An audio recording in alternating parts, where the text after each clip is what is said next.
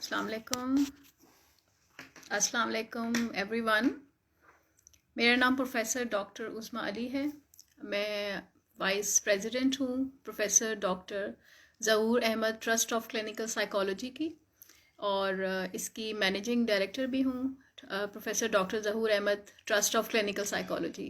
और इसके साथ साथ मैं डायरेक्टर हूँ institute of clinical psychology university of Karachi की। और ये ट्रस्ट का जो हमारा पेज है, इस पे आज मेरा पहला सेशन है। इससे पहले हम institute of clinical psychology university of Karachi के पेज से हम लाइव प्रोग्राम्स कर रहे थे, और उसके बाद वहाँ के प्रोग्राम्स कंटिन्यू हुए। फिर अभी हमने सोचा कि हम ट्रस्ट के पेज से भी कुछ हम ऑनलाइन प्रोग्राम्स जो हैं उनका आगाज़ करें। और यहाँ पर जो हमारी टीम है, वॉल्टियर्स हैं और जो कंसल्टेंट्स हैं, वो जो है डिफरेंट प्रोग्राम्स करें डिफरेंट मेंटल हेल्थ के हवाले से। तो आज पहले थोड़ा सा मैं ट्रस्ट के बारे में बताऊंगी, फिर आज का जो हमारा टॉपिक है मैं उसको इंट्रोड्यूस कराऊंगी। लेकिन मैं देख रही हूँ कि कुछ लोगों ने हमें ज्वाइन कर लिया है। अस्सलाम वालेकुम एंड वेलकम। राशिद मिनहाज आ रहे हैं, और भी कुछ लोग ज्वाइन किया है, लेकिन मेरे पास उनके नाम अभी नहीं आ रहे हैं। तो तमाम लोग जिन्होंने अभी ज्वाइन किया है हमारे इस पेज के पहले लाइव सेशन को, और इससे पहले जुम्मे वाले दिन प्रोफेसर डॉक्टर फ़ारूक ज़हूर अहमद जो कि बानी हैं इस ट्रस्ट की, और इससे पहले institute of clinical psychology university of Karachi की भी फाउंडर डायरेक्टर हैं। Institute of professional psychology Bahria university की भी फाउंडर डायरेक्टर हैं। पाकिस्तान की जो क्वालिफाइड क्लिनिकल साइकोलॉजिस्ट हैं फर्स्ट, उन्होंने ये इदारा बनाया था। अपने घर से उन्होंने क्लिनिकल साइकोलॉजी का जो है आगाज़ किया, जो कि PCHS ब्लॉक 2 में वाक़ है।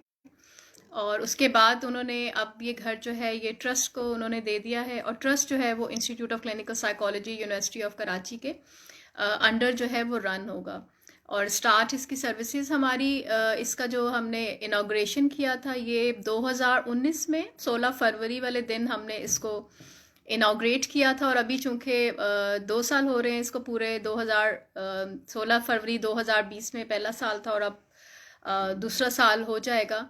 तो हमने सोचा कि हम इस पे लाइव सेशन स्टार्ट करते हैं, और इंशाल्लाह 16 फरवरी को इसकी बर्थडे भी है। डॉक्टर फ़ारूक ज़हूर अहमद की अपनी बर्थडे भी होती है, तो उस दिन भी इंशाल्लाह हम अनाउंस कर देंगे। डिफरेंट हम ऑनलाइन जो हैं अपने कुछ सेमिनार्स हैं जो हमारे एक्सपर्ट्स हैं वो इस पर कंडक्ट करेंगे, और इंशाल्लाह आप लोग उससे फ़ायदा उठा सकेंगे। तो welcome you all. Amreen Akhtar और बाकी सब लोग जिनके अभी नाम मेरे सामने नहीं आ रहे हैं, लेकिन मैं उनकी शक्लें सबकी देख रही हूँ और आ रहे हैं सब लोग, तो सभी को बहुत ज़्यादा वेलकम हमारे इस प्रोग्राम में। तो थोड़ा मैं इंट्रोड्यूस भी कराऊंगी कि हमारा जो आज का टॉपिक है वो है mental health, common mental health issues. तो चूँकि आज पहला टॉपिक था, तो हमने सोचा कि कॉमन मेंटल हेल्थ इश्यूज़ पे ही बात करें, और फिर आगे फिर हम डिफरेंट जैसे जैसे आपका फीडबैक आएगा और आप लोग चाहेंगे कि इन टॉपिक्स के हवाले से बात की जाए, या आपके सवालात हो सकते हैं, या कोई बहुत सारे लोग हैं जो कंसल्टेंसी भी चाहते हैं, हम उनके रेफरेंस से भी डिफरेंट प्रोग्राम्स जो हैं लेके आएंगे, ताकि ज़्यादा से ज़्यादा लोग जो हैं इससे फ़ायदा उठा सकें। तो मेरी आप लोगों से ये रिक्वेस्ट भी है कि आप लोग इस पेज को प्रमोट करने के लिए ज़रूर शेयर भी कीजिएगा, ताकि और लोगों तक भी जो हमारी बात है वो पहुँच सके।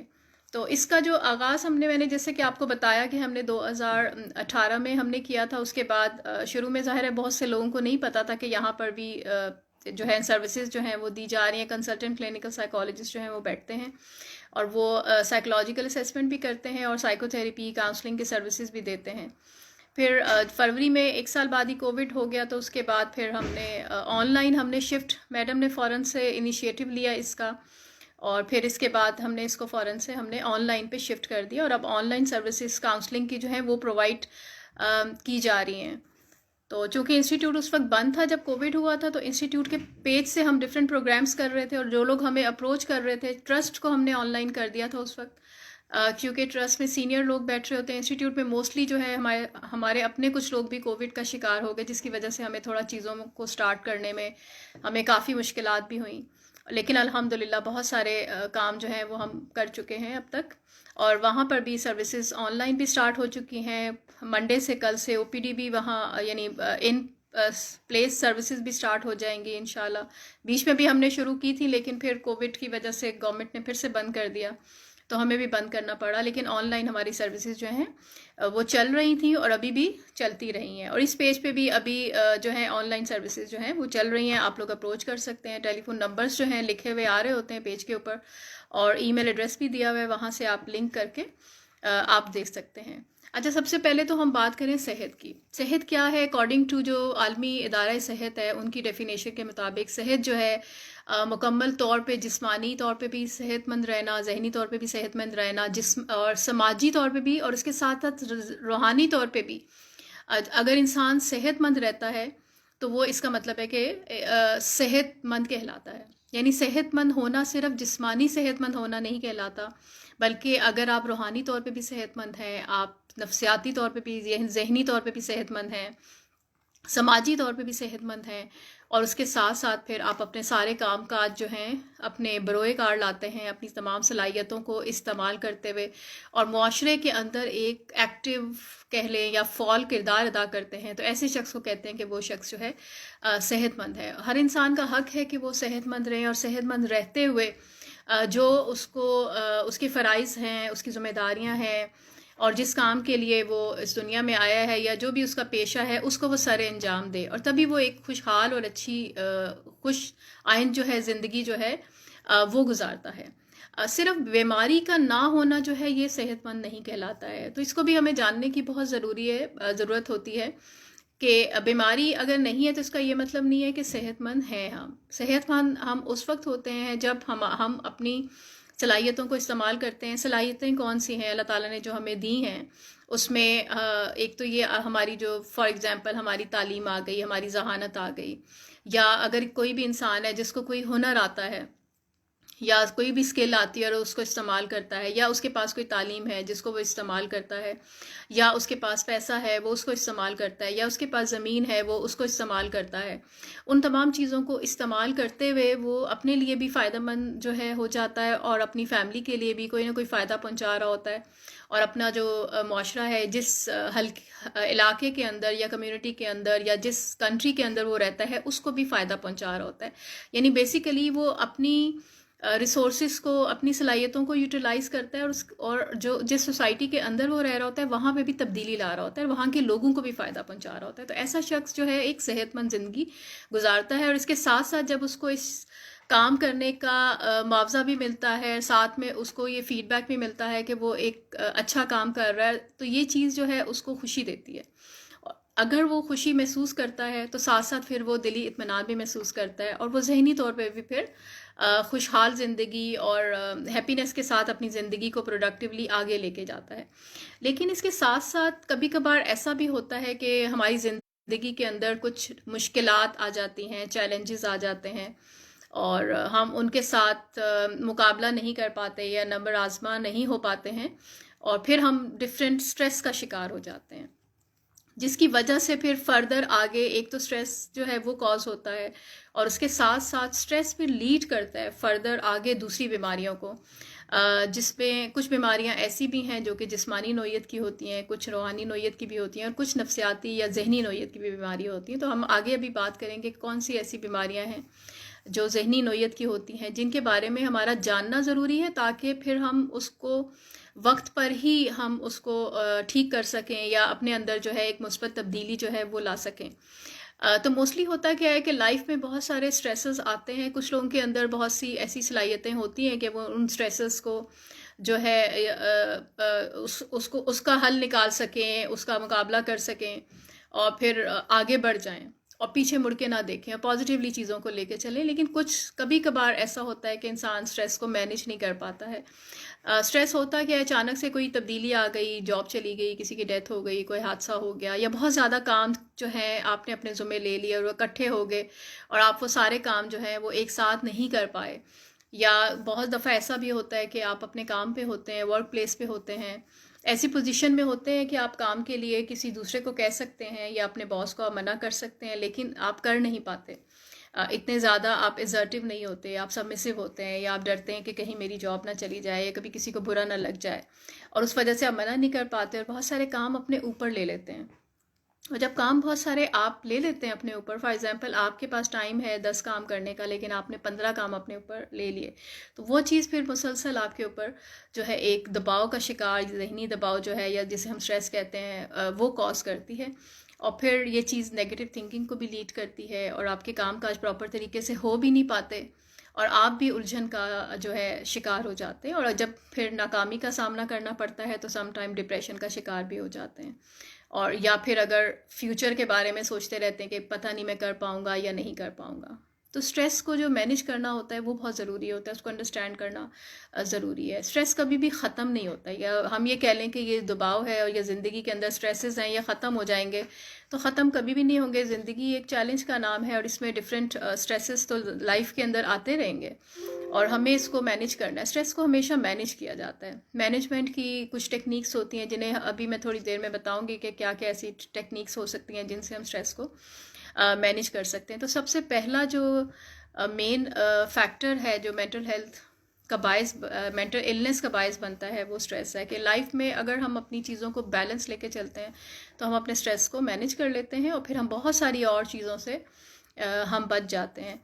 इसके अलावा जो और प्रॉब्लम जो बहुत ज़्यादा कॉमन है हमारे कल्चर में भी और थ्रू आउट द वर्ल्ड भी बहुत ज़्यादा कॉमन है, वो डिप्रेशन है। आप लोगों ने डिप्रेशन का बहुत लोगों ने नाम भी सुना होगा, और बहुत कहते हुए लोगों को भी सुना होगा कि मुझे डिप्रेशन हो गया। बहुत सारे बच्चे भी इस तरह के वर्ड्स जो हैं आजकल इस्तेमाल कर रहे होते हैं। लेकिन डिप्रेशन जो है एक तो मूड है कि आपके मूड के अंदर जो है एक तब्दीली आ जाती है कि फॉर एग्जांपल आज मेरा दिल नहीं चाह रहा, या आज मेरा काम करने को मूड नहीं है, या मुझे बुरा महसूस हो रहा है। यानी आपकी जो फीलिंग्स होती हैं या जज्बात होते हैं बहुत हर इंसान के अंदर होते हैं। अच्छा लगना, बुरा लगना, गुस्सा आ जाना, या कुछ भी दिल का ना चाहना, इस तरह के अल्फाज होते हैं जो हम अपने मूड को एक्सप्रेस करने के लिए हम अक्सर बोलते हैं। तो थोड़ा बहुत मूड के अंदर तब्दीली आ जाना, चेंज हो जाना कभी कभार, ये एक नॉर्मल सा इमोशन है जो सभी इंसान में होता है। या कोई ख़तरा आ जाता है, उसकी वजह से आप डर जाते हैं या प्रिकॉशंस लेने लगते हैं। जैसे कि अभी कोविड आ गया तो सब ने थोड़ा उसको अवॉइड करना शुरू किया, मास्क पहनना शुरू कर दिया, हाथ धोना शुरू कर दिया। तो ये एक अच्छी चीज़ है कि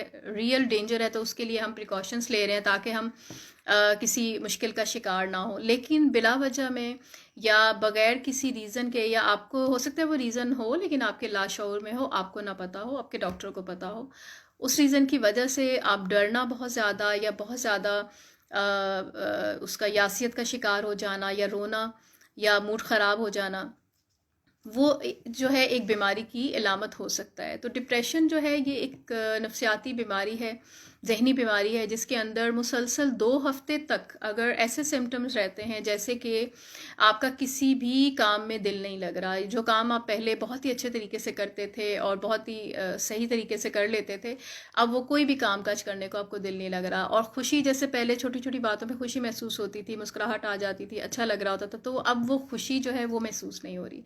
और उसके साथ साथ बहुत ज़्यादा अगर रोना आ रहा होता है, या नींद जो है बहुत ज़्यादा कम हो जाना, या रात को नींद नहीं आना, या बीच बीच में बार बार आँख जो है खुल जाना, या बहुत ज़्यादा जो है नींद आना, जिस्म के अंदर बहुत फटीग, थकावट या सुस्ती जो है उसका होना, या अपने बारे में बहुत ज़्यादा नेगेटिव सोचना कि मैं कुछ भी नहीं हूँ, या बहुत ही ज़्यादा अपनी हैसियत, कम हैसियत अपने आप को जो है अपनी ज़ात के बारे में बहुत ज़्यादा मनफी हो जाना, या अपने आप को कम हैसियत जो है या कमतर समझना, इस तरह की सोच रखना। या फिर कभी कभार ऐसा भी होता है बहुत सीवियर अगर डिप्रेशन हो जाए तो ख़ुदकुशी के या अपने आप को मारने के ख़यालात या मर जाने के ख़यालात भी आने लगते हैं।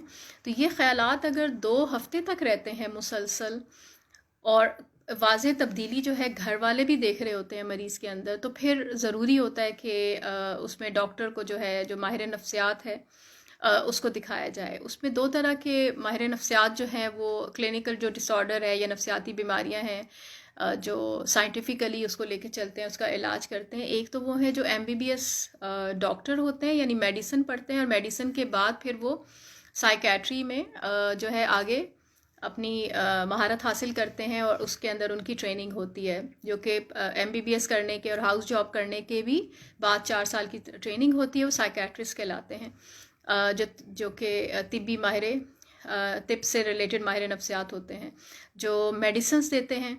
और बाकी जो साइकोलॉजिस्ट या माहिर नफ्सियात जो बातचीत के ज़रिए इलाज करते हैं, उन्हें हम तिब्बी माहिर नफ्सियात या क्लिनिकल साइकोलॉजिस्ट जो हम वो कहते हैं। उनका काम ट्रेनिंग क्या होती है कि वो पहले साइकोलॉजी में जो है मास्टर्स करते हैं, यानी 16 साल पढ़ते हैं, उसके बाद वो एमफिल और पीएचडी करते हैं, और उनकी इंटेंसिव 3 साल की जो है ट्रेनिंग होती है, जिसमें वो सीखते हैं कि मर्ज़ की तशख़ीस कैसे की जाए, क्या उसका मर्ज़ क्या है। डिफरेंट साइकोलॉजिकल टेस्ट में उनकी ट्रेनिंग होती है, डायग्नोसिस में ट्रेनिंग होती है, फिर वो डिफरेंट जो बीमारियां हैं उनके साथ क्या बातचीत के ज़रिए या डिफरेंट टेक्निक्स को इस्तेमाल करते हुए किस तरह इलाज किया जाएगा, उसमें उनकी ट्रेनिंग की जाती है। तो ऐसे में साइकोलॉजिस्ट और या फिर साइकेट्रिस्ट को दिखाने की ज़रूरत होती है। अगर सीवियर प्रॉब्लम है तो साइकेट्रिस्ट के पास जाना पड़ता है, जिसमें मेडिसिन्स होती हैं, एंटी डिप्रेसेंट्स दी जाती हैं। और अगर बहुत ज़्यादा सीवियर प्रॉब्लम नहीं है कि बिल्कुल ही आप काम काज छोड़ के बैठ गए हैं, या बहुत ज़्यादा रिटार्डेशन हो गई है, या काम बिल्कुल भी नहीं कर पा रहे, तो फिर ऐसे अगर माइल्ड या मॉडरेट सिम्टम्स होते हैं, अलामात होते हैं, तो फिर माहिर नफ्सियात जो साइकोलॉजिस्ट होते हैं उनको दिखाने की ज़रूरत होती है, ताकि डिफरेंट जो साइकोलॉजिकल टेक्निक्स हैं उनके थ्रू जो है तब्दीली लाई जाए और आप बेहतरी की तरफ जो है चले जाएं। उसका इलाज बिल्कुल मुमकिन होता है। अब बहुत सारे लोग जो हैं नेट से, इंटरनेट से पढ़ के भी उनके बारे में आगाही हासिल कर लेते हैं और जाते हैं इलाज के लिए। और बहुत सारे अब जैसे ऑनलाइन हम सर्विसेज हमने शुरू कर दिए हैं, बहुत सारे और इदारे भी कर रहे हैं, तो वहाँ से भी इस तरह से आगाही के बहुत सारे प्रोग्राम्स हो रहे होते हैं, ताकि आप जो भी हमें लोग इस वक्त देख रहे हैं तो उनको अपने अपने इर्द गिर्द या अपने घर के अंदर या अपने अंदर कभी भी कुछ ऐसे सिम्टम महसूस हों तो वो ज़रूर काउंसलिंग के लिए जाएँ, ताकि अपनी ज़िंदगी को बेहतर बना सकें। तो डिप्रेशन जो है ये अगर कभी भी कोई आप नोट करते हैं या अपने सराउंडिंग में या अपने घर में, तो ज़रूर उसमें माहिर नफ्सियात को दिखाने की ज़रूरत है। क्लिनिकल साइकोलॉजिस्ट जो होता है, जो माहिर नफ्सियात है, तिब्बी माहिर नफ्सियात, वो असेस करता है, वो डायग्नोस करता है कि क्या असल में कौन सी बीमारी है, क्या उसकी वजूहात हैं और किस तरह से इलाज मुमकिन हो सकेगा। तो असेसमेंट उसमें बहुत ज़्यादा ज़रूरी होती है, ताकि मिसडायग्नोसिस जो है वो ना हो सके। डिप्रेशन के अलावा एक आपने नाम सुना होगा बाइपोलर डिसऑर्डर। एक तो डिप्रेशन कहलाता है जो कि जिसे हम कहते हैं यूनिपोलर डिसऑर्डर, यानी वो इंसान एक ही तरफ रहता है।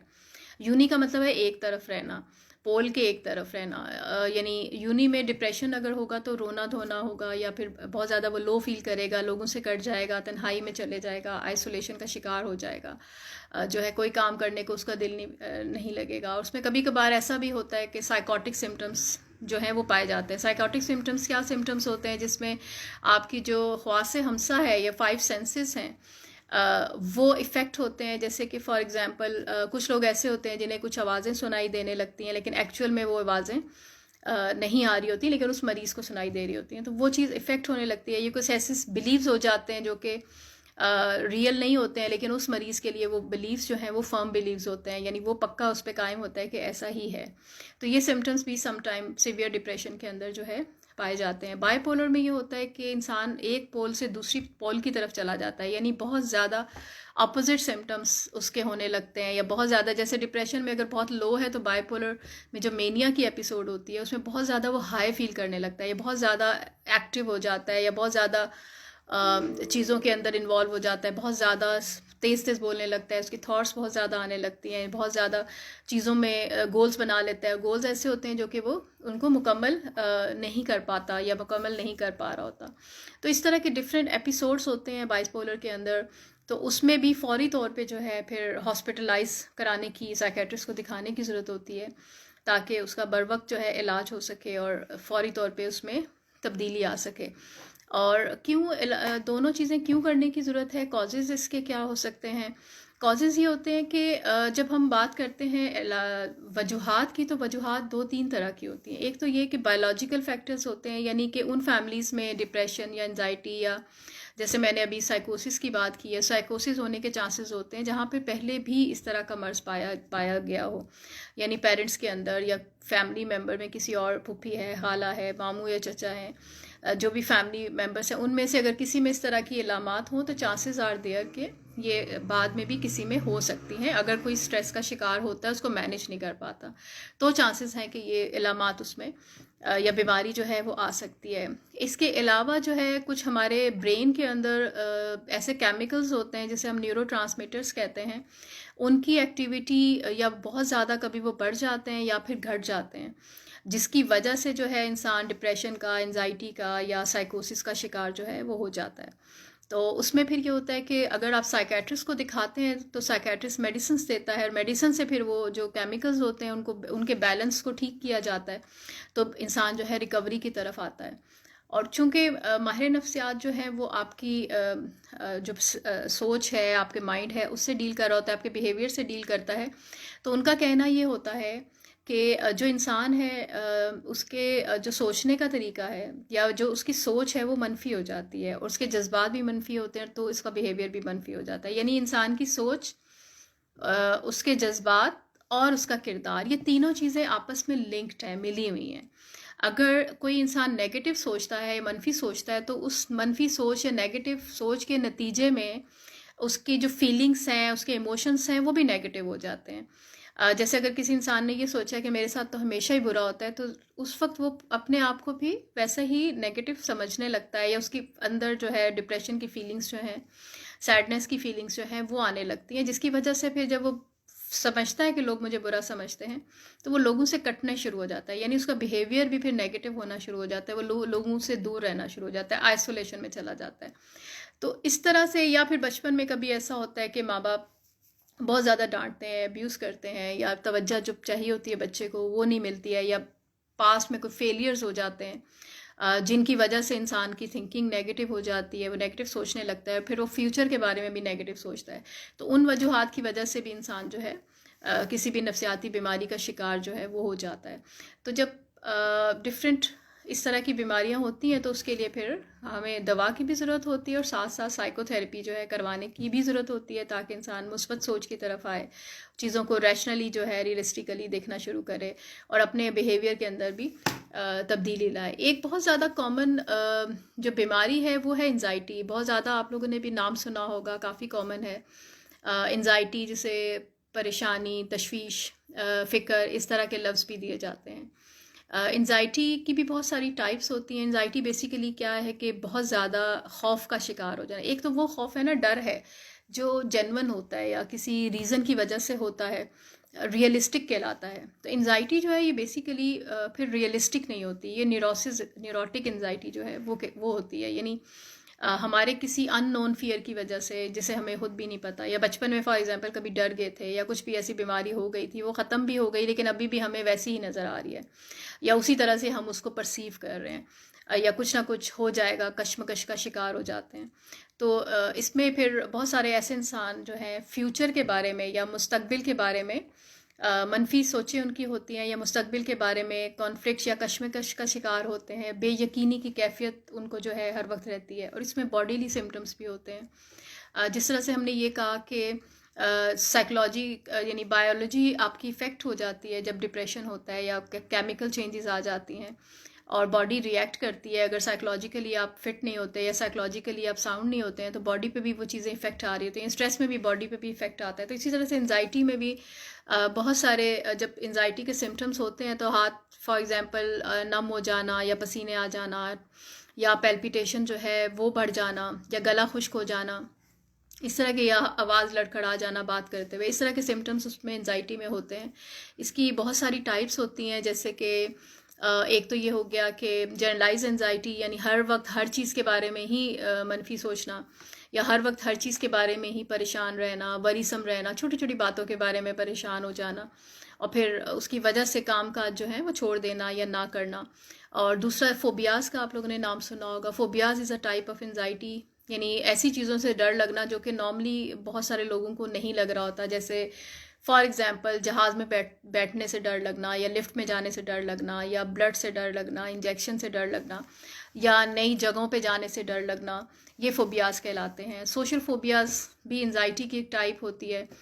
जैसे कि लोगों से मिलते हुए जो है वो डर लगना, या बात नहीं कर पाना, लोगों के सामने प्रेजेंटेशन जैसे देते हुए जो है, बहुत सारे स्टूडेंट्स में ये होता है कि एग्ज़ाम के दौरान जो है सब कुछ भूल जाना या कुछ भी याद नहीं रहना, उस वक्त एंजाइटी बहुत बढ़ जाती है।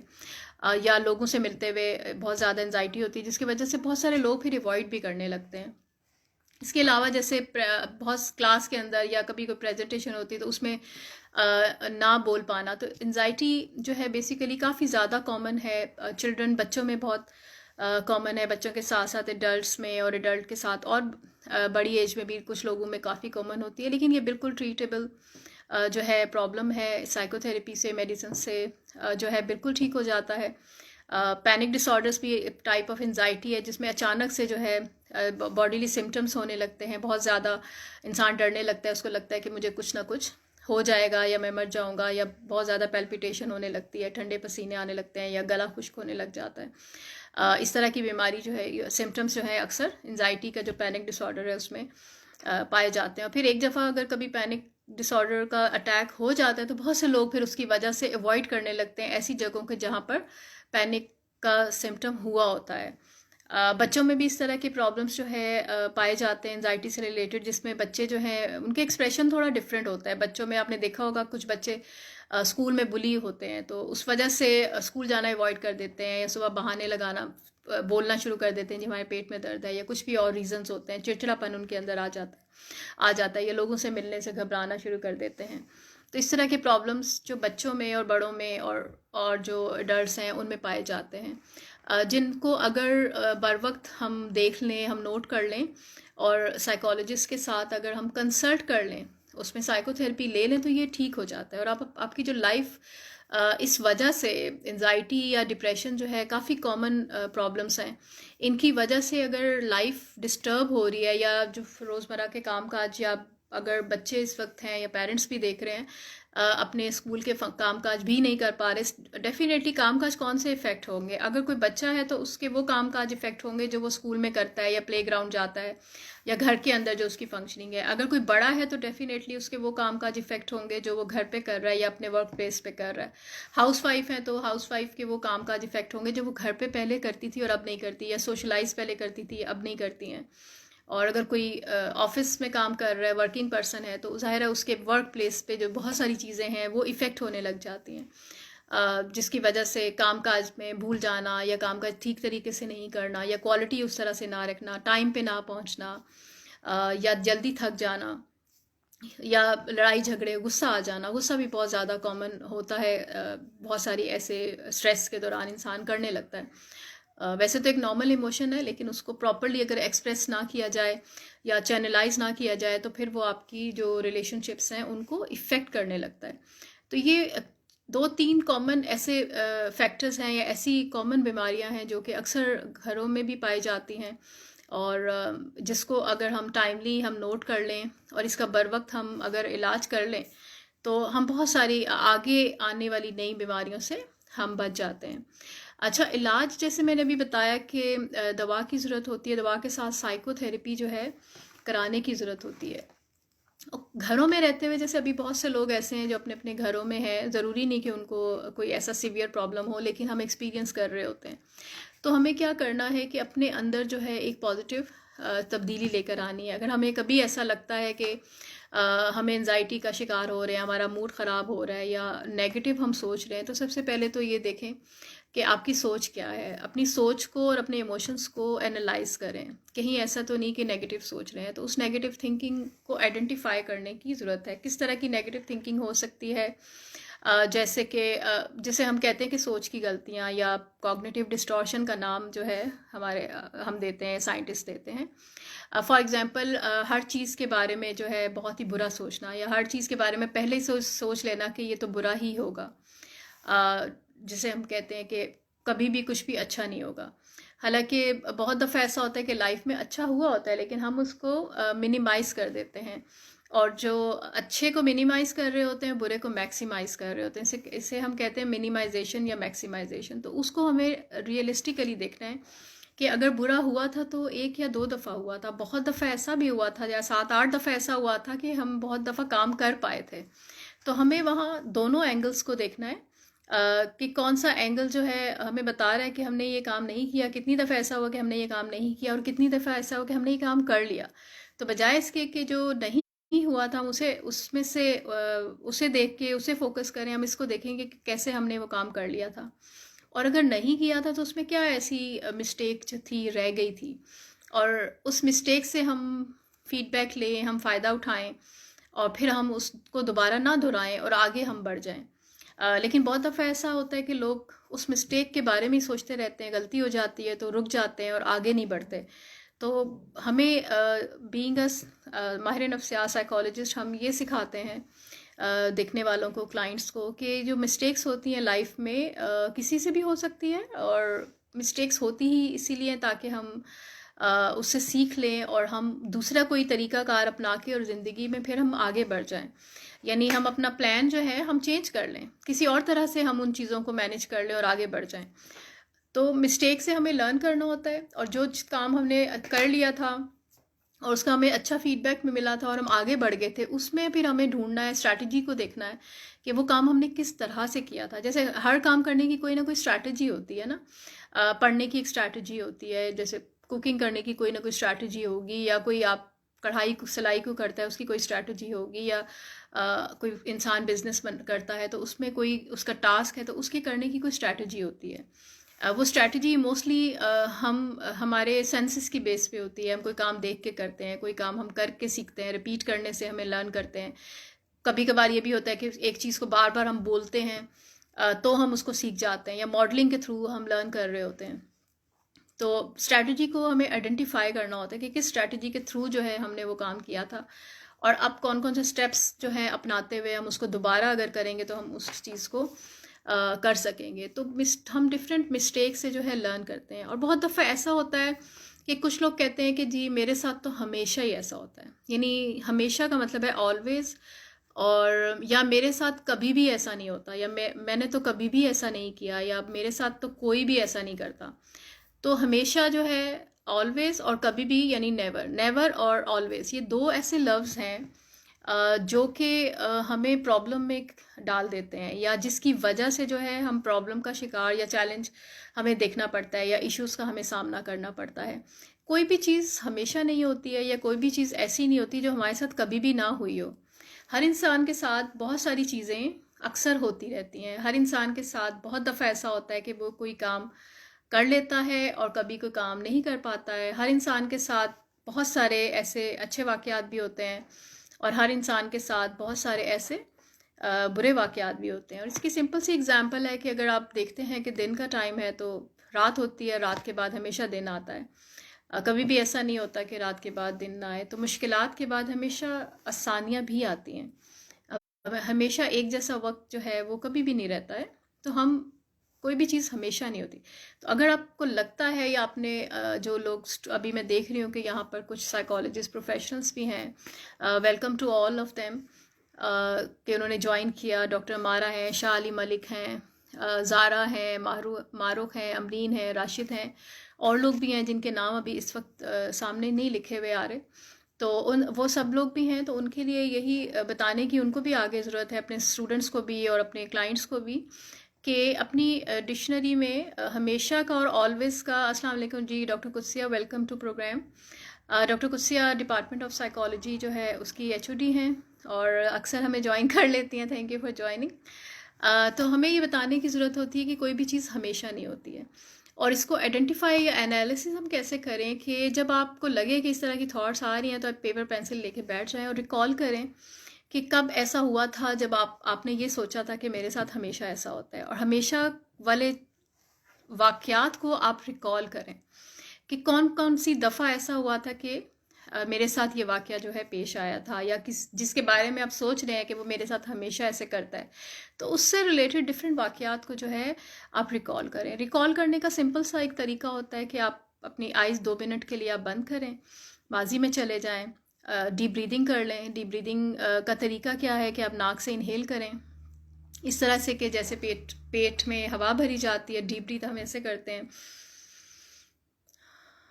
एक्सेल आप माउथ से करेंगे, इनहेल आप नोज से करेंगे। अपने आप को हल्का सा रिलैक्स करें और रिकॉल करें पास्ट में कि क्या हुआ था, किस तरह से हुआ था। आपके माथे से 20 डिग्री ऊपर अगर आप आंख बंद करके अंदर की आंख से देखते हैं तो ये आपकी मेंटल स्क्रीन कहलाती है।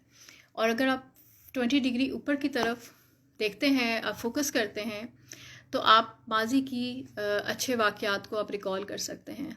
अच्छे वाक़यात या पॉजिटिव वाक़यात मैं क्यों कह रही हूँ कि जब हम चाहते हैं कि हम अपने आप को स्टेबल करें, या अपने आप को इम्प्रूव करें, या अपने आप को खुश रखें, तो हमें पॉजिटिव चीज़ों को रिकॉल करने की ज़रूरत होती है। नेगेटिव चीज़ें तो खुद ब खुद आती रहती हैं, क्योंकि वो आए दिन कुछ ना कुछ ऐसे वाक़यात होते रहते हैं, और तकरीबन 70,000 के करीब नेगेटिव थॉट्स जो हैं हमारे माइंड में आती हैं। और वो चली भी जाती हैं। लेकिन बहुत सारे कुछ लोग ऐसे होते हैं कि जो उनको तवज्जो देने लगते हैं नेगेटिव को, और पास्ट को वो रिकॉल ही नहीं करते या भूल जाते हैं। उनकी ज़्यादा अटेंशन जो है वो नेगेटिव की तरफ होती है। तो जब हम ये चाहते हैं कि हम अपने आप को पॉजिटिव करें, तो फिर हमें थोड़ा सा हमें माजी में झांकना होता है, रिकॉल करना होता है। और रिकॉल का जैसे मैंने तरीका बताया, देखिए माजी में देखें कि क्या हो रहा है, क्या इमेजेस आपको नज़र आ रहे हैं, किस तरह से हुआ था, क्या अल्फाज थे उस वक्त, क्या महसूस किया था आपने जब वो वाक़या हुआ था, या जब वो वाक़या हुआ था तो क्या क्या सोचें आ रही थी, उस क्या हुआ था, क्या अल्फाज थे, किस तरह कहा गया था, अ, किस तरह का इन्वायरमेंट कैसा था उस वक्त। उसको जब आप रिकॉल करने लगते हैं अपने 5 सेंसेस की बेस पे, तो आप उस चीज़ को फिर से लिव करते हैं। अगर पॉजिटिव फीलिंग होती है तो फिर से लिव करने लगते हैं। छोटी सी एग्जांपल ले लें, अगर अभी आप थोड़ा सा इमेजिन करते हैं कि इस वक्त आप एक गाड़ी में बैठे हुए हैं, गाड़ी में बैठने के साथ साथ आप जा रहे हैं, यहाँ से होते हुए कहाँ ले जाऊँ चलें, कराची में तो कुछ और है नहीं समंदर देखने के अलावा खूबसूरत जगह, यहाँ पे समंदर ही है। तो आपने आज प्रोग्राम बना लिया समंदर पे जाने का, आप गाड़ी में बैठे, गाड़ी से निकल के आप चले गए हैं मेन शारा फैसल की तरफ। वहाँ से गाड़ी चल देखते देखते साइडों पे इर्द गिर्द जो भी साइन बोर्ड्स लगे हुए हैं, लाइटें लगी हुई हैं, उनको देखते देखते आप जा रहे हैं सी व्यू की तरफ। और फिर आप वहाँ पे जाके रुक जाते हैं, सामने ही मैकडॉनल्ड्स आ जाता है, फिर उसको आप देखते हैं। और फिर आगे थोड़ी सी आप देखते हैं निशान पाकिस्तान बना हुआ है, वहाँ पे सीढ़ियाँ भी हैं नीचे उतरने के लिए, थोड़ा आगे जाके आप वहाँ चले जाते हैं। और वहाँ से फिर नीचे आप उतरते हैं, सामने ही आपको एक भुट्टे वाला नज़र आता है, और बहुत ही मज़ेदार सा वो भुट्टा होता है। उस पर आप देखते हैं कि वो ज़बरदस्त सा जो है ना चाट मसाला सा उसने लगाया हुआ है और लीमू छिड़क रहा है, और वो देखते ही फ़ौरन से आपके मुंह में पानी आ जाता है। आप उसके पास चले जाते हैं और जाके आप उससे वो भुट्टा ख़रीदते हैं। और फिर उसके बाद आप, बच्चे भी चूँकि आपके साथ हैं तो वो बैठना चाहते हैं, वहाँ ऊँट नज़र आ जाता है, उसकी सैर करते हैं। या कुछ मोटर बाइक्स भी आजकल सीवी पे होती हैं, आप बच्चे मोटर बाइक पे बैठते हैं। आपका दिल चाह रहा होता है कि आप इतनी अच्छी और ज़बरदस्त सी जगह पे आए हैं तो क्यों ना थोड़ी देर आप वॉक कर लें। तो आप जूते उतारते हैं और समंदर पे चले जाते हैं, और फिर वॉक करते हैं, और वो गीली गीली सी जो रेत है ठंडी ठंडी वो आपके पैरों में लगती है, और बहुत ज़्यादा एक रिलैक्सेशन का एहसास जो है वो आपके अंदर आ जाता है। और ये चीज़ आपको इतना अच्छा इफ़ेक्ट दिलाती है कि आपका वो दिन जो है इंतहाई ज़बरदस्त गुजरा होता है, और अभी भी आप उसको बिल्कुल वैसे ही रिलिव कर रहे हैं जैसे कि उस वक्त कर रहे थे। और फिर आप वापस आ जाते हैं, गाड़ी में बैठते हैं, और फिर अपने घर आते हैं, और फिर उन्हीं मेमोरीज़ को जब आप दिल चाहते हैं आप रिकॉल कर लेते हैं। तो बहुत ही आसान है पॉजिटिव मेमोरी को रिकॉल करना। थोड़ा सा बस इमेजिन कर लें कि कब आप गए थे, जिनको पहाड़ों का शौक़ है तो पहाड़ों पे जाते हुए कैसा महसूस हुआ था, या बर्फ़, आजकल तो वैसे भी बर्फ़बारी का सीज़न है, तो वो वाइट वाइट सी बर्फ़, और उसके अंदर जब पाँव पड़ता है और वो सॉफ्ट सी बर्फ़ लगती है आपके जूतों को, तो कितना ठंडक का एहसास और खूबसूरती का एहसास होता है। तो थोड़ा सा रिकॉल करने से वो पॉजिटिव मेमोरीज जब आप कर लेते हैं ना रिकॉल, हमारा माइंड बिल्कुल ऐसे ही रिस्पॉन्स करता है जैसे कि अभी इस वक्त आप जितने जितने लोगों ने इमेजिन किया होगा, अब आई कैन फील कि वही फीलिंग मैं भी फील कर रही हूँ। मैं देख रही हूँ अपनी खुली आंखों से इस कमरे में बैठे हुए समंदर को भी और भुट्टे को भी और एवरीथिंग, सब सड़कों को और मैकडॉनल्ड्स को, सबको। इसी तरह से आप भी अगर थोड़ा सा रिकॉल करें 5 सेंसेस की बेस पे इमेजिन करते हुए, तो फिर आप उस पॉजिटिव इवेंट को रिकॉल कर सकते हैं, और आपको पता चलेगा कि लाइफ में बहुत सारे ऐसे पॉजिटिव इवेंट्स हैं भरे हुए हैं, जिसको यानी लाइफ में अगर आप रिकॉल करें तो आपके पास बहुत सारी ऐसी पॉजिटिव मेमोरीज जो हैं वो जमा होना शुरू हो जाएंगी, और जो नेगेटिव इवेंट्स हैं और नेगेटिव मेमोरीज हैं, नेगेटिव इमोशंस हैं, वो माइनस होना शुरू हो जाएंगे। तो हमें अपने ग्रैटिट्यूड को बढ़ाना है, हमें शुक्र अपने अंदर लेकर आना है। हम अगर चाहते हैं कि अब अपने खुश रहें, हम अपनी एंजाइटीज़ को मैनेज कर सकें, या हम अपने डिप्रेशन को मैनेज कर सकें, जो डेली में बहुत लाइफ में होता है, जो इजीली घर पे रह के भी मैनेज हो जाता है, जो हल्का फुल्का सा है। हाँ, सीवियर हो सिम्टम, जैसे मैंने अभी थोड़ी देर पहले बताया था कि बहुत 2 हफ्ते तक डिप्रेशन के सिम्टम रहते हैं, 6 मंथ तक एंजाइटी के सिम्टम्स रहते हैं। अगर ऐसा होता है तो फिर ज़रूर आप साइकोलॉजिस्ट के पास जाएँ। लेकिन कभी कभार अगर आप नोट करें, अपने आप पे काम करना चाहें घर पे रहते हुए, तो आप इस तरह से अपनी पॉजिटिव थिंकिंग को इन्हेंस करके, पॉजिटिव वाक़यात को रिकॉल करके आप अपने नेगेटिव को माइनस कर सकते हैं। नेगेटिव पे जो तवज्जो आपकी जा रही है उसको आप कम कर सकते हैं, आप उसे रिप्लेस कर सकते हैं। बहुत दफ़ा ऐसा होता है हमें समझ नहीं आ रही होती कि हम अपनी थिंकिंग को चेंज कैसे करें। तो जैसे अभी मैंने आपको बताया कि थिंकिंग, आपका जो सोच है और आपका इमोशन यानी कि जो आपके जज्बात हैं, फीलिंग्स हैं, और आपका बिहेवियर यानी कि जो आपका किरदार है। बिहेवियर का मतलब जो एक्शन आपने लिया था, ये सब आपस में कनेक्टेड हैं। आप चाहे अपने थिंकिंग को तब्दील करें, पॉजिटिव कर लें नेगेटिव से, तो आपका जो बिहेवियर है और आपका इमोशन है वो पॉजिटिव हो जाएगा। अच्छा सोचने लगेंगे कि मैं बहुत अच्छा महसूस कर रहा हूँ, या मैं बहुत ही अच्छा फील कर रहा हूँ, या मैंने बहुत ही अच्छे तरीके से ये काम कर लिया, या मुझसे सब प्यार करते हैं। तो ऑटोमेटिकली आपके अंदर जो पॉजिटिव फीलिंग्स हैं वो आने लग जाएंगी। और फिर जब आप समझेंगे कि लोग मुझसे प्यार करते हैं, तो लोगों से मिलने को आपका दिल चाहेगा, आप लोगों से मिलने जाएंगे, तो आपका बिहेवियर भी पॉजिटिव हो जाएगा।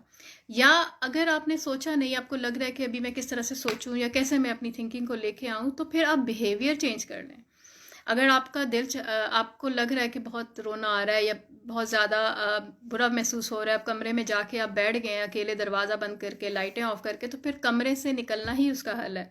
कमरे से बाहर निकलें, लाइट्स में आए, रोशनी में बैठें, लोगों से बात करना शुरू करें। अगर आपको लगता है कि लोगों से बातचीत करना छोड़ देते हैं तो आपको रोना आना शुरू हो जाता है, तो फिर इसका मतलब है इसके ऑपोजिट हमें करना है। हमें मिलना है लोगों से, हमें बातचीत करनी है, हमें बाहर आना है, ताकि जैसे ही आप लोगों से मिलेंगे, बातचीत करना शुरू करेंगे, तो आपको अच्छा लगना शुरू हो जाएगा, आपके अंदर जो है चेंज आना स्टार्ट हो जाएगा। तो बिहेवियर तब्दील करने से भी जो है आपकी सोच तब्दील हो जाती है और आपके इमोशंस चेंज हो जाते हैं। सोच को तब्दील करने से भी इमोशंस चेंज हो जाते हैं और बिहेवियर जो है वो चेंज हो जाता है। तो हमें खुद जानना है कि कब ऐसा होता है कि हम बुरा महसूस करने लगते हैं, हम डरने लगते हैं, या कब ऐसा होता है कि हम लोगों को अवॉइड करने लगते हैं, या कब ऐसा होता है कि हम आइसोलेशन में चले जाते हैं या अकेले बैठना शुरू कर दें, कब ऐसा होता है कि हम समझते हैं कि लोग हमारे बारे में बात कर रहे हैं, हालांकि लोग ज़रूरी नहीं कि आप ही के बारे में बात कर रहे हो सकता है वह किसी और के बारे में बात कर रहे हो। इसे हम कहते हैं माइंड रीडिंग। ये नाम भी आप लोगों ने बहुत दफ़ा सुना होगा, सोच की गलतियाँ हम इन्हें कहते हैं, माइंड रीडिंग। कि आपको कैसे पता चला कि जी फलाना आप ही के बारे में सोच रहा है, हो सकता है वो किसी और के बारे में बात कर रहा हो, या वो किसी और इंसान के बारे में वही बात कर रहा हो, लेकिन चूंकि आपने उतनी ही बात सुनी जितनी आपके जो परसेप्शन है उससे अटैच कर गई, तो वही वही मीनिंग्स जो हैं वो आपने जो है वो निकाल लिए। क्योंकि हम वही देखते हैं जो हमारी सोच होती है, हम उसी चीज़ को परसीव करते हैं जो हम सोच रहे होते हैं। हम मुख्तलिफ एंगल से चीज़ों को नहीं देख रहे होते।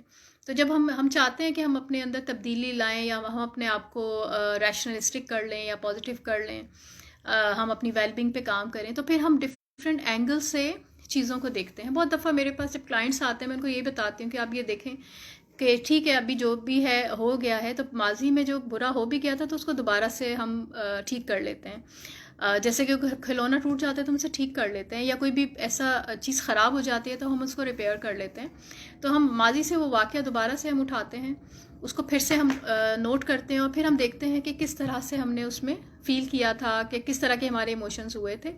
तो अगर मैं इसकी जगह कुछ और फ़ील करता, या मेरी जगह अगर कोई दूसरा होता वो क्या फ़ील करता, या मेरी जगह अगर कोई मेरे दोस्त होता, या मेरी अम्मी होती, या अब्बू होते, या बहन भाई कोई होता, या कोलीग होता, वो क्या फ़ील करता इस सिचुएशन के अंदर। तो जब हम किसी और के पर्सपेक्टिव से उसी सिचुएशन को देखते हैं, तो फिर हमारे अंदर और सोचें आने लगती हैं, या और दूसरे जो सॉल्यूशंस हैं वो आने लगते हैं। और वो सोल्यूशन जब एक दफ़ा आपके माइंड में आ जाते हैं, तो फिर वो आप ही के होते हैं। एक्चुअली में तो आप ही सोच रहे होते हैं ना, लेकिन जगह आपने चेंज कर ली होती है, या डिफरेंट पर्सपेक्टिव से जाके आप सोच रहे होते हैं। बिल्कुल ऐसे ही जैसे कि अभी इस वक्त मैं यहाँ बैठी हूँ, आपको पर्दा नज़र आ रहा होगा ये, या दीवार के ऊपर एक सोवेनियर लगा हुआ है, आपको वो नज़र आ रहा होगा। लेकिन अगर मैं अपनी ये डायरेक्शन चेंज कर लेती हूँ, मैं दूसरी तरफ चली जाती हूँ, तो फिर दूसरी तरफ कुछ और नज़र आएगा। या मेरी जो सामने वाली दीवार है उसमें एक रैक पड़ा हुआ है जिसके अंदर किताबें रखी हुई हैं, तो फिर आपको जो है वो डायरेक्शन जो है वो नज़र आ रही होगी। बहुत दफ़ा ऐसा होता है कि मैं उस तरफ चली जाती हूँ, मैं वहाँ से भी प्रोग्राम कर रही होती हूँ, क्योंकि मुझे एक चीज़ अच्छी नहीं लगती, मैं डिफरेंट मुझे एंगल से चीज़ें पसंद आ जाती हैं। तो डिफरेंट पर्सपेक्टिव से अगर आप चीज़ों को देखेंगे, अपनी पोजीशन चेंज करके देख लें, ठीक है, दूसरी जगह जाके देख लें, वहाँ जाके सोचें।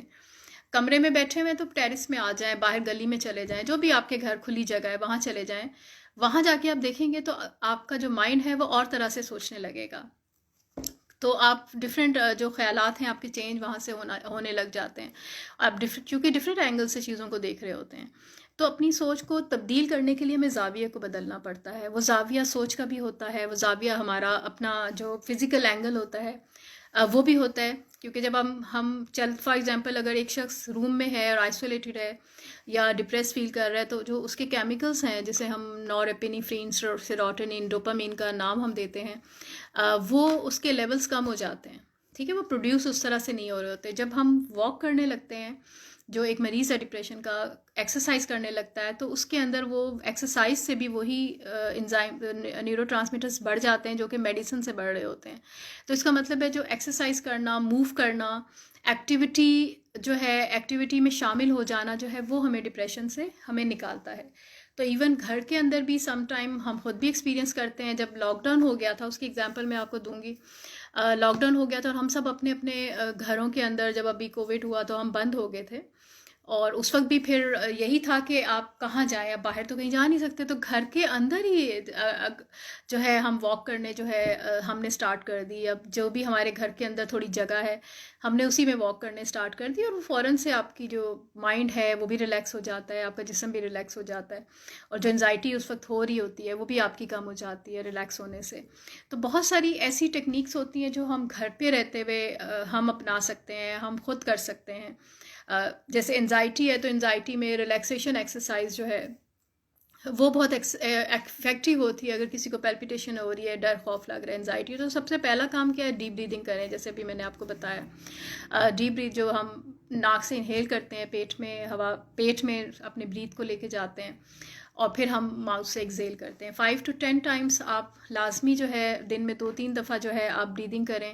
इसके अलावा डीप मसल रिलैक्सेशन एक एक्सरसाइज होती है जो एनजाइटी को कम करती है। इसमें सिंपली ये है कि आपने अपने जो आपके मसल्स हैं, जैसे हेड से आपने अपने आप को सजेशंस देने हैं कि जो मेरा हेड है वो आहिस्ता आहिस्ता उसके मसल्स जो हैं रिलैक्स होते जा रहे हैं। क्योंकि हम जो अपने आप को कहते हैं, जो हम सजेशंस दे रहे होते हैं, वही हमारी बॉडी वैसे ही रिएक्ट करती है। हम ये अपने आप को बोल रहे थे जी मैं बहुत घबरा रहा हूँ, मुझे बड़ी टेंशन हो रही है, जब हम इस तरह से कहते हैं तो हमारी बॉडी वैसे, चूँकि हमारा जो अल्लाह शऊर है वो फ़ौरन से अलर्ट हो जाता है, वो फिर हमारी बॉडी वैसे ही रिएक्ट करने लगती है। जैसे कि जब कोई स्ट्रेस होता है तो हम या तो भागते हैं या फिर हम मुकाबला करते हैं, फाइट और फ्लाइट जो एक आपने सुना होगा रिस्पॉन्स के बारे में, या हम भागते हैं या फिर हम उसका रुक जाते हैं, वहीं पे फ्रीज हो जाते हैं। तो हमारी सिक्योरिटी के लिए हमारी जो ऑटोमेटिक रिस्पॉन्स है वो इस तरह से होता है। तो जब हम अपने आप को कहते हैं कि हमारे जो मसल्स हैं या हेड है वो रिलैक्स हो रहा है, अच्छा महसूस कर रहा है, तो वैसे ही वो हमारी जो सोच है वो हमारे अंदर पॉजिटिव चेंज ला रही होती है। तो सर से लेके पैर के नाखून तक के जो डिफरेंट मसल्स होते हैं उनको फिर हम सजेशंस देते जाते हैं। डीप मसल रिलैक्सेशन में आइज़ क्लोज करके हम ये सजेशंस इजीली दे सकते हैं। मेरे सर के मसल्स रिलैक्स हो रहे हैं, मेरे नोज़ के मसल्स रिलैक्स हो रहे हैं, मेरा माउथ जो है वो रिलैक्स हो रहा है। जैसे जैसे मैं ब्रीद इन करती जा रही हूँ, मेरी गर्दन के मसल्स रिलैक्स होते जा रहे हैं, गर्दन के मसल्स के साथ साथ मेरे शोल्डर के मसल्स रिलैक्स होते जा रहे हैं। और फिर आप गहरा लंबा सांस भी लें ताकि आप उस चीज़ को वैसे ही फील कर सकें। फिर गर्दन के साथ साथ मेरे पैरों, हाथों के मसल्स रिलैक्स हो रहे हैं, मेरे बाजू रिलैक्स हो रहे हैं, मेरी बॉडी, अपर बॉडी, मेरी बैक और मेरी लेग्स जो हैं, फिर ग्रेजुअली आप लेग्स पे आ जाते हैं, वो रिलैक्स होती जा रही है। मेरे घुटने रिलैक्स हो रहे हैं, घुटने के साथ साथ आप मेरे जो हैं पैर भी रिलैक्स होते जा रहे हैं, और सर से लेके पैर तक पूरे जिस्म को मैं अच्छा रिलैक्स जो है वो फील कर रही हूँ। और इसके साथ साथ आप माइंड के रिलैक्सेशन के लिए कोई बहुत ही अच्छा सा सीन इमेजिन कर सकते हैं जहाँ पे आप बहुत अच्छा फील करते हैं। अभी मैंने एक रिकॉल कराया था आपको 2-3 सीन, तो आपके अपने अपने बहुत सारे ऐसे सीन होते हैं जहाँ पे आप रिलैक्स फील करते हैं। डिफरेंट बर्ड साउंड्स होती हैं जो रिलैक्स करने के लिए आप सुन सकते हैं।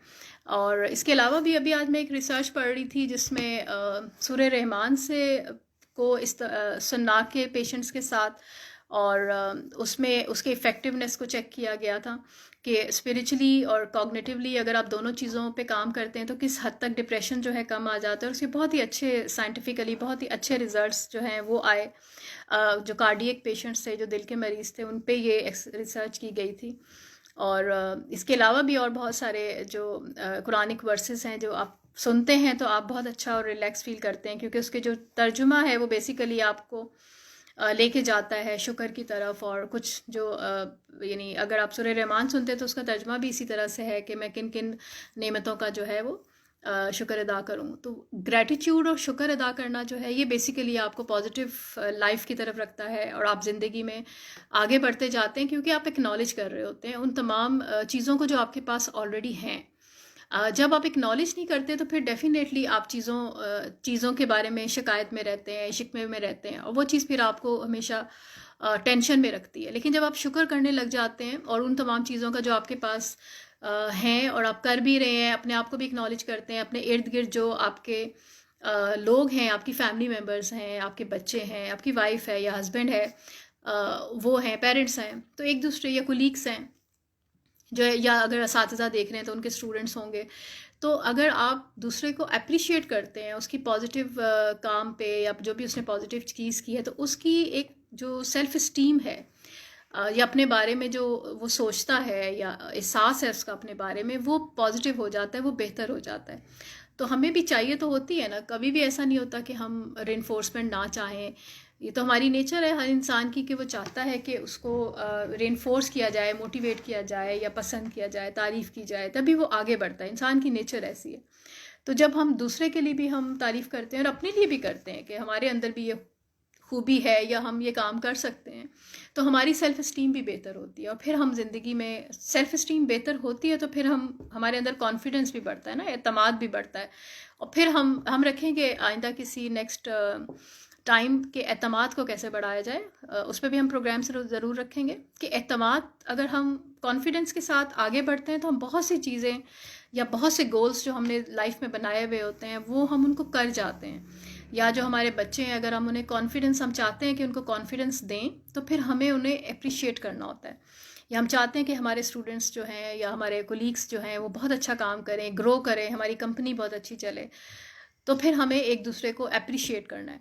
अप्रिसिएशन का मतलब है कि आपने उसको सराहना है, उसको एक्नॉलेज करना है कि वो ये काम जो है वो कर सकता है। जी, राहिला ने एक सवाल पूछा है। अस्सलाम वालेकुम doctor Usma, my mother have phobia of travelling in aeroplane, how can we manage. जी बिल्कुल डॉक्टर राहिला, एरोप्लेन का जो फोबिया है ये बिल्कुल मैनेज हो जाता है।